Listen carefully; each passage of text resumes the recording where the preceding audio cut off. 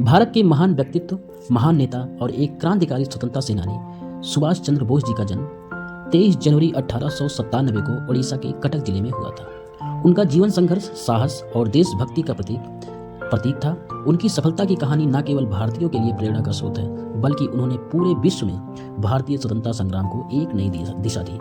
उनके पिता जानकी नाथ बोस एक प्रमुख वकील थे और मां प्रभावती देवी एक धार्मिक और संस्कारी महिला थी। सुभाष चंद्र बोस की शिक्षा प्रारंभिक दौर में कटक के एक स्कूल में हुई। फिर उन्होंने कलकत्ता विश्वविद्यालय से अपनी स्नातक की डिग्री प्राप्त की। बाद में उन्हें कैम्ब्रिज विश्वविद्यालय से आईएएस की परीक्षा में सफलता प्राप्त होने का मौका मिला। हालांकि सुभाष चंद्र बोस को आईएएस परीक्षा में सफलता मिली, लेकिन उनका दिल देश की सेवा में था। उन्होंने 1921 में भारतीय राष्ट्रीय कांग्रेस से जुड़कर स्वतंत्रता संग्राम में भाग लिया। बोस ने महात्मा गांधी के नेतृत्व में भारतीय स्वतंत्रता संग्राम में सक्रिय भागीदारी की, लेकिन उनके विचार और नेतृत्व की शैली में अंतर था। वे महात्मा गांधी की अहिंसा नीति से सहमत नहीं थे और उन्होंने इस दिशा में और क्रांतिकारी कदम उठाने की योजना बनाई।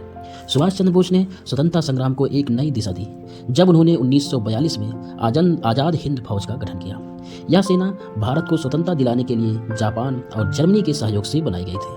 उनका यह कदम भारतीय स्वतंत्रता संग्राम में एक महत्वपूर्ण मोड़ था, क्योंकि वे विश्वास करते थे कि ब्रिटिश साम्राज्य को केवल सैन्य शक्ति के बल पर ही हराया जा सकता है। सुभाष चंद्र बोस ने 1941 में यूरोप और जापान का रुख किया।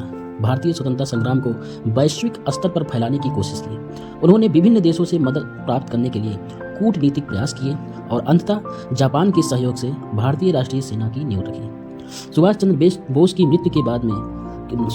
की मृत्यु के बारे में कई कयास लगाए गए हैं। 18 अगस्त 1945 को ताइवान में एक विमान दुर्घटना में उनका निधन होने की खबर आई, लेकिन उनकी मृत्यु के कारण और उसके बाद के घटनाक्रम अभी भी रहस्यमय है। उनके निधन के बावजूद उनका योगदान भारतीय स्वतंत्रता संग्राम में अविस्मरणीय है। सुभाष चंद्र बोस ने भारतीय स्वतंत्रता संग्राम में अपनी अद्वितीय योगदान से न केवल भारतीयों को जागरूक किया, बल्कि उन्होंने पूरे विश्व में भारतीय स्वतंत्रता की आवाज़ बुलंद की। उनका जीवन संघर्ष और उनके अदम्य साहस भारतीय जनता के लिए प्रेरणा का स्रोत है।